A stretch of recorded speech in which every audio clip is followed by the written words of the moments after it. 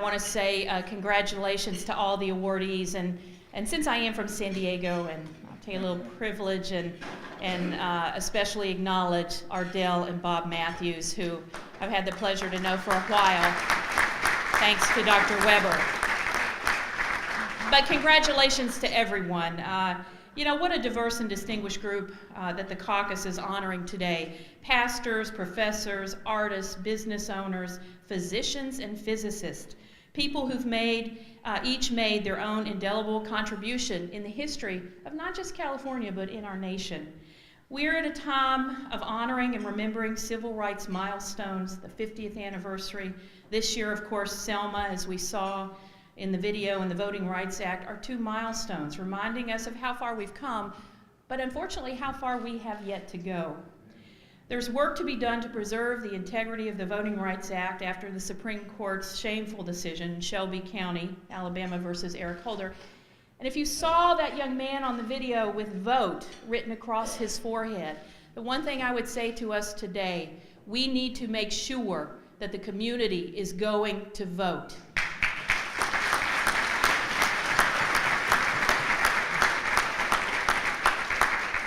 Because we didn't see that. We didn't see that just recently. And we know that voting makes a difference. You saw the video, you saw the faces, you saw the hard work, you saw the pain and the suffering and what was inflicted on your community and those of us who are friends of the community. We can't let that happen. Voting is the most important thing that we can do. And you see the result of voting. We have the largest number of members of the Black Caucus ever in the legislature. And it is really important that as we celebrate milestones, we realize where we have to go and how far we have to gain. And the work that each community does helps every single citizen in this country. And we also send a message to the world of what is acceptable and what is not acceptable. So we have work to do. We have work to be done to end dangers and injustices that so many African Americans, and particularly young people, face. One of our legislature's most dynamic bodies is our Select Committee on the Status of Boys and Men of Color. And I'm pleased that the Alliance for Boys and Men of Color has expanded their scope to include issues affecting girls and women of color as well.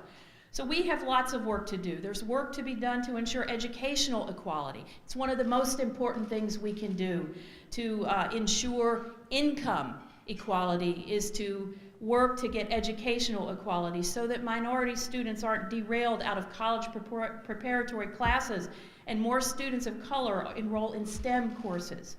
So we have work to do, but I know that we can do this work together, and there's never been a better time in the history of California for the legislature to get so much done on education, on poverty, on income inequality, on equal rights for all people. That is the work that we are fortunate to get to do. And so I look forward to doing that with you, and I thank you so much for giving me a few minutes to express some thoughts, and I look forward to the celebration later on our assembly floor as we get to recognize you incredibly wonderful awardees today. Thank you, Reggie.